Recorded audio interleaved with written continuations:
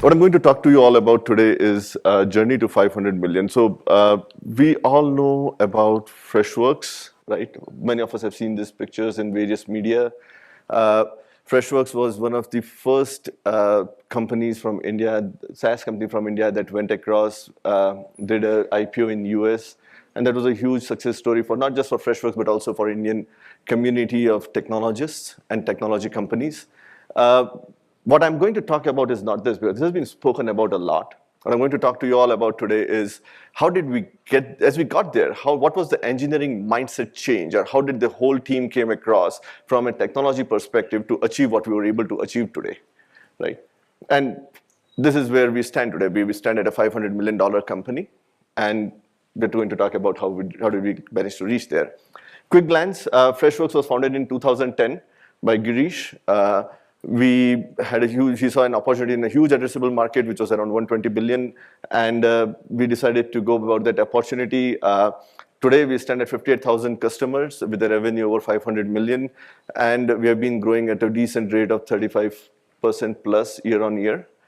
How did this evolution happen? So, as I said, in 2010, when Freshworks started, it was a company with few people, as generally it starts, as startup starts, and one product in mind, right? So which was primarily a CSM product, customer support management product, Freshdesk. That is how we started. As we moved forward, we realized that there was an opportunity to fork from the same code base and have another product in place, which was into ITSM, and that is where ITSM and ESM, and that is how we forked it.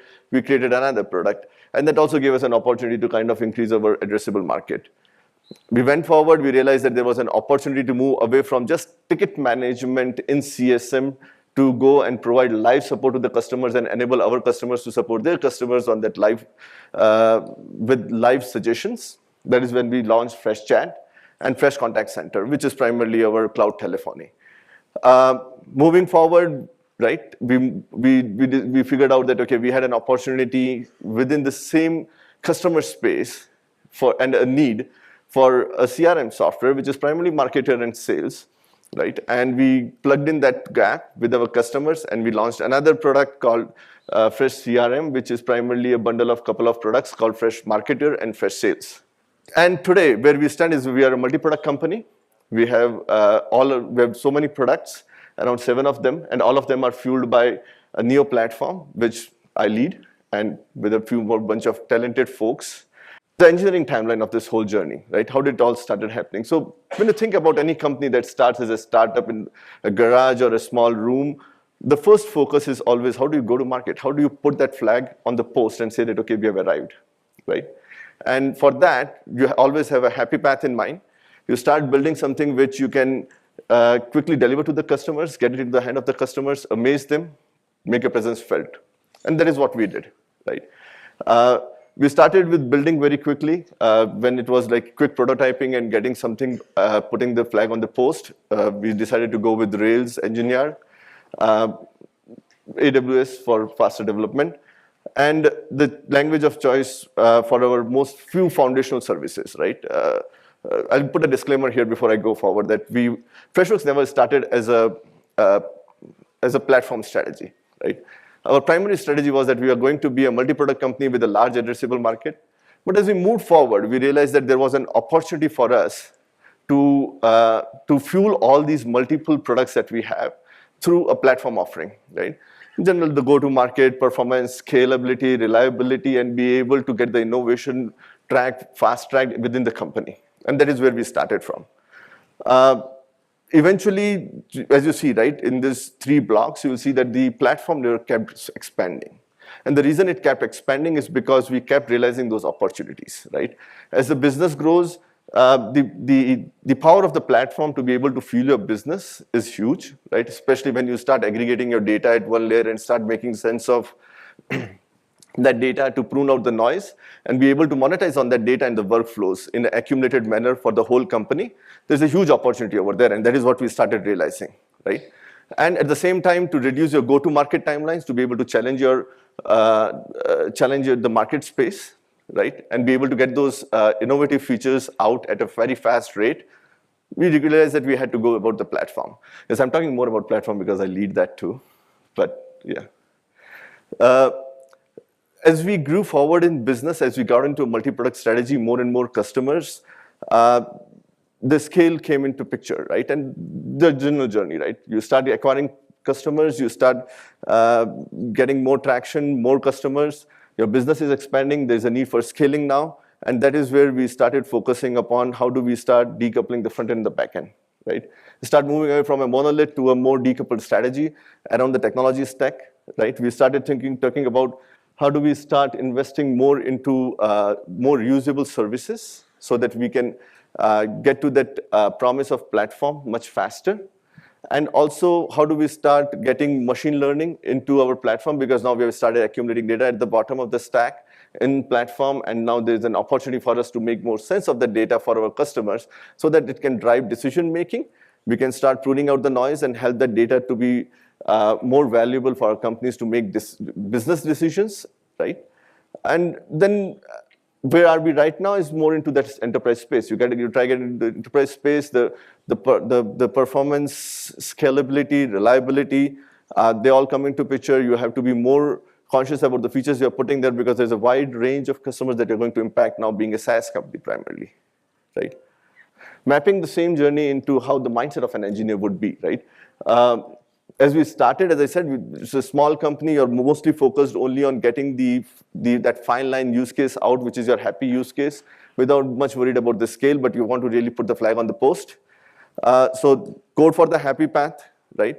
More ownership, because at this point you have less people, lot to deliver, and it is more driven by people and the ownership and the drive and the desire, and that is how we started off, and most of the initial folks kind of multitasked around it. Right? We were very close to the customers, and you have to be, as an engineer, you have to be very close to the customer to understand. When you have a small company out there where you have made an initial sale, it is important for the customers to realize that if you talk about the customer perspective, right, the first thing they think is that this is a small company, are they going to fill up my needs? What if my stuff goes down? Who's going to help me out? Who will I call? Will they be able to map up to that? Right? But the moment you put engineering before them, right, it is when you develop that confidence with your customers that yes, there would be an engineering team which is going to take the accountability and ownership to back up their software and make sure that my business does not suffer. And that is where in the small companies, right, we also followed the strategy of putting the engineering before the customer to make sure that they are able to solve their problems. They're able to back up the software with the promise of uptime, for the promise of their business being safe in our hands. Right? And the focus is primarily on functionality because you have to now get to a feature parity with all of your competition, right? So that is like code, check the code out, get all the functionality in place, get all the feature sets in place. Let's get to a parity where we are able to make a sale against the competitive market space. Now, you have grown a bit, you've got multi-product strategy, you've got a few more products in place, you have more customers, and you have to be worried about how do you make sure that your business is able to scale, right? And as a business is scaling, your technology stack is able to support that, right? And that is where you come with, you have to grow the teams with the right set of people to make sure that you can have more hands to code, more hands to deliver the code at a faster rate. You move your emphasis as an engineer from more collaboration and mentoring to make sure the new people coming in, they get to speed faster. We don't have to spend a lot of time to get them to speed. You're mostly having an independent engineer during the first phase where a person was doing everything end to end. Now you have a little bit of independence going away because you have a large set of people. You have to formulate yourself into certain processes and structure to make sure that not everybody is completely independent, but it goes through a process to make sure that every step meets its need and the checkpoints are matched, right? You're more close to the product now, right? Now you cannot be close to like if you have 15,000 customers, you cannot be close to all the 15,000 customers and make sure that you're meeting the needs of every customer individually, right? So you have to step back and you have to make sure that you are building everything in the product to be able to provide that guidance, that acceptance for the customers so that they can feel confident about it, but build a system around it so that the customers still feel that they have a reach and they have a personal attentiveness that they will get from the company, right? And how do you do that? You start getting your engineering more closer to the product. You try to make sure that your engineers understand the product well, they understand the customer mindset well, and they're developing by that rather than developing for individual customer need. And for a SaaS product, you're developing a feature for 15,000 customers now, right? You're now focusing more on scalability, right? So instead of writing all those lines of code, writing 20,000 lines of if-else to make sure that this thing doesn't break, and then 5 lines of actual functionality, right? So that is how your code has started changing now. You're more driven by DevOps, and you're more focused on polyglot expertise, right? Because you want people to be able to, when you talk about DevOps, you should know at least partially on how to be able to create software. At the same time, you should be able to deploy and run it, because that's the whole idea of DevOps, right? Especially at the lower layers in the product. Then is the enterprise engineer, where we are right now, right? The emphasis is primarily on technology expertise. You want to make sure that you have got really good people, right? You don't expect them to come and get productive on day one, because you have a stack which you have grown over so many years now. For us, it is more than 12 years now, 13 years, right? So you want people who can come in, but you want them to be like, you want people to be smart who are coming in, but you want to make sure that as they come in, your stack or your processes or your structure or your learning is set up in a way that people can get productive faster, right? You have to make sure that you're following all the compliances, especially like we are a public company, so there's a lot of eyes on us. You have to be more closer to a modular solution, right? So you cannot be kind of writing something which is at a product length, right? Your realm as an engineer now goes away from a whole set of a product to maybe a module or a feature set that you're delivering or your team is delivering, and you plan more. You don't it doesn't happen that you go in, you talk to your product manager, and the second day you start coding. So you sit with your team, but there's a large realm of people who are involved right now into the development process. So you all sit together, you talk about it, you plan, you divide the work, and then you conquer it, right?